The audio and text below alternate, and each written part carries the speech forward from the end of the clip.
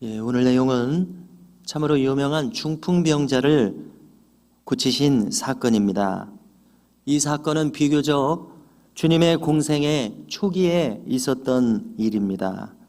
오늘 본문에서는 예수님의 거처에서 이런 일이 일어난 것으로 기록하고 있습니다. 바로 직전 본문과 연결해 본다면은 직전 본문의 마지막에서 예수님은 이전처럼 활발하게 외부 활동을 하실 수가 없으셨습니다.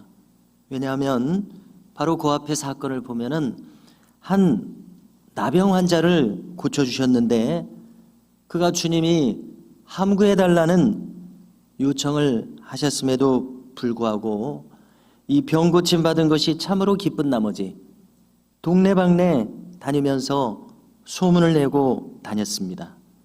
이 때문에 주님께서는 드러나게 다니시기가 어렵게 되었다고 기록되어 있습니다. 그렇습니다. 이렇게 놀라운 이적의 소식을 동네 이곳저곳에서 듣고 사람들이 가만히 있을 수가 없었을 것입니다. 어떤 사람은 호기심으로, 또 어떤 사람은 자신의 병도 고침받고자 간절한 마음으로 주님이 계신 곳을 찾게 되었었을 것입니다. 그런데 오늘 상황을 보니까 얼마나 많은 사람들이 주님을 찾았던지 집안에서도 용신할 수가 없게 되었다, 이렇게 이야기합니다. 즉 몸을 쓸 수 없을 정도로 입추의 여지가 없이 사람들이 몰려들었습니다. 그런데 오늘의 주인공은 이 무리들 중에 어떤 한 중풍병자였습니다. 이 중풍병자는 거동할 수가 없는 사람으로서 이 환자를 데리고 온 다른 사람들이 있었습니다. 네 사람들이 들것에 싣고 이 중풍병자를 데리고 왔었으리라고 생각이 되는데요. 많은 사람들이 있었던 고로 주님 앞으로 가까이 나아갈 수 있는 방법이 도무지 없었습니다. 그래서 이들이 낸 묘안은 지붕을 뚫고서 주님 앞으로 바로 내려가자는 그런 방법이었습니다. 그래서 이 유대 나라의 당시의 지배 구조가 지붕을 뜯어내고 이렇게 할 수 있는 구조였었던 것 같습니다. 참으로 이것은 놀라운 일이 아닐 수 없습니다. 참으로 간절한 마음이 여기에 나타나 있습니다. 이 중풍병자는 평소에 병을 나을 길이 없었던 그러한 다른 소망의 여지가 없었던 사람이었던 듯 한데 이 사람을 데려오게 된 것은 바로 이 친구를 사랑하는 네 사람의 이 믿음과 그리고 실행에 옮길 수 있는 이 행동력이 참으로 놀라운 것이었습니다. 주님은 이 네 친구들 지붕을 뚫고 내려온 것, 또 이 중풍병자, 이 모든 상황을 보시고서 참으로 놀라운 선언을 하십니다. 오늘 이 마가복음은 다른 여러 이 주님의 행동을 기록하지 않고 바로 주님의 놀라운 선언을 우리에게 들려줍니다. 소자야, 내 죄사함을 받았느니라. 참으로 이 말씀이 놀랍게 들려질 수밖에 없는 것은 지금 이 중풍병자에게 있어서는 그에게 가장 필요한 말씀이 이 말씀이었었습니다. 그리고 이 말씀을 통해서 주님은 사람의 죄를 사하실 수 있는 사죄권을 가지고 있음을 나타냈기 때문입니다. 그 자리에 동석했었던 서기관이 있었습니다. 이 서기관들에게 한마디로 난리가 났습니다. 왜냐하면 지금 주님의 모든 말씀과 행동에 귀를 기울이고 귀추를 주목하고 있었던 가운데 주님께서 이렇게 말씀하시는 것은 그 서기관들에게 참 충격적인 말씀이었습니다. 그들은 당장 이 발언을 신성모독이라고 판단했습니다. 그들은 하나님에게만 오직 속죄권이 있었다고 생각했기 때문입니다. 그리고 이것을 입 밖으로 내지는 못하고 속으로만 생각하고 있었습니다. 그런데 다시금 놀라운 것은 주님은 그들의 속마음까지도 꿰뚫어 보셨던 점입니다. 그도 그럴 것이 그들의 표정과 태도에 아마 그들의 속마음이 그대로 드러났었을 것입니다. 이때 주님은 자신을 감추지 않으시고 그대로 드러내셨습니다. 이것은 언젠가는 꼭 드러날 부분이었습니다. 다시금 생각해 볼 때에 주님은 지금 이 가련한 중풍병자를 낫게 하시기 위해서 이 중풍병자에게 필요한 부분은 바로 그가 죄사함을 받았다는 것을 선언함으로써 그의 마음을 풀어주시는 일이셨기 때문에 그렇습니다. 그에게 가장 필요한 것은 중풍병에 걸렸다는 이 결론적인 사실뿐만이 아니라 왜 그가 중풍병에 걸렸었겠느냐 하는 이 점입니다. 의학적인 보고에 따르면은 뇌경색이 오게 되는 사람들의 공통적인 배경 가운데 하나가 뇌경색이 일어나기 바로 몇 시간 전에 그가 대노한 사실이 있었다는 점입니다.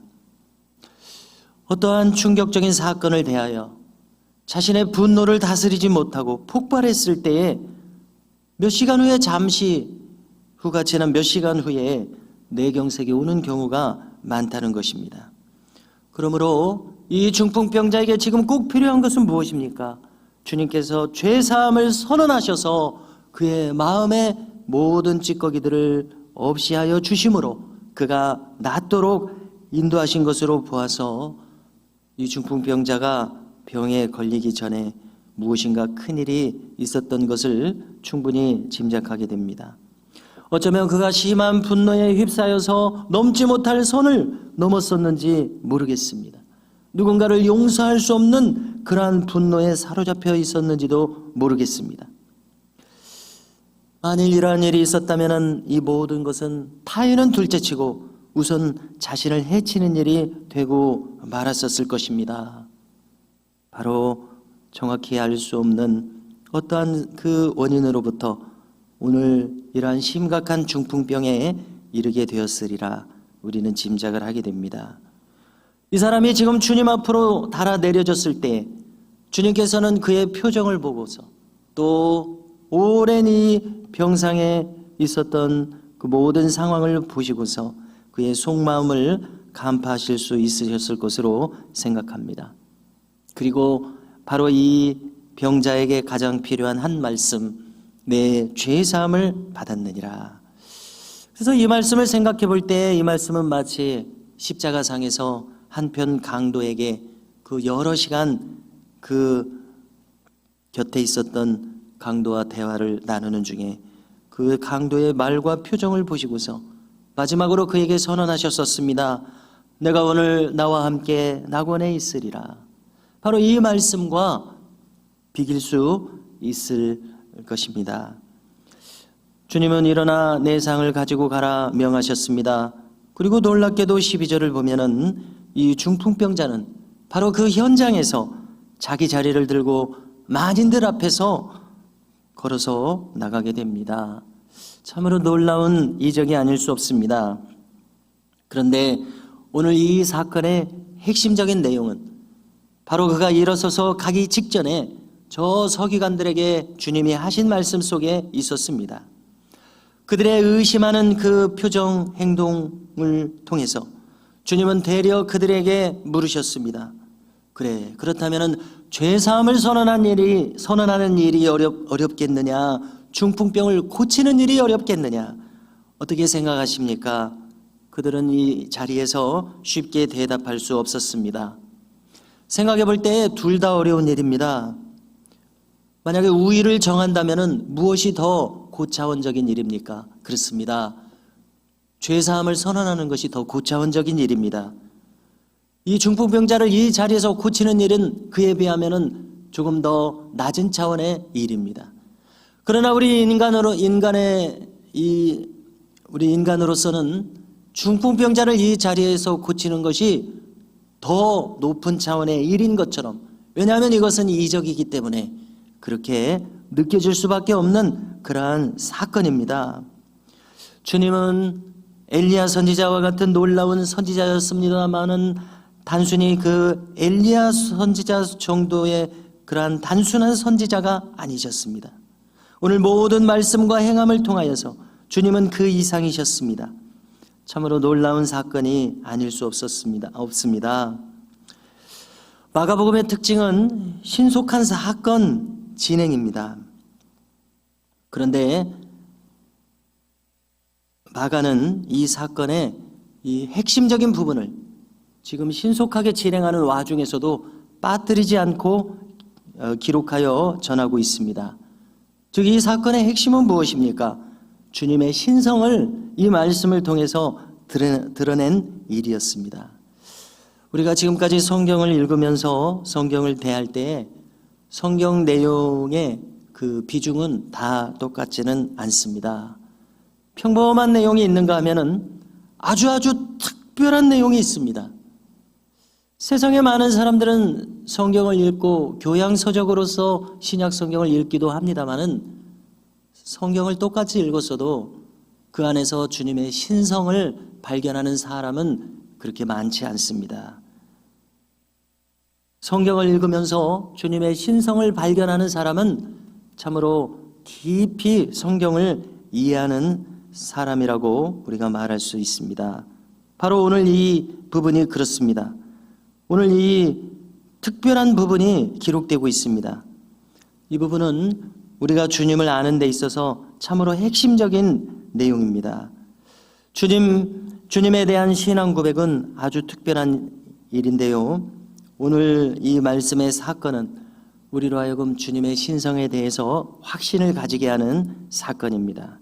우리가 바로 이 지식을 가지고서 이 믿음을 가지고서 주님을 찾는다면 우리는 주님을 더 확실히 알고서 섬기는 사람이 될 것입니다. 이처럼 주님을 더 가까이 모시고 살아가는 우리 모두가 되실 수 있기를 주님의 이름으로 축복합니다.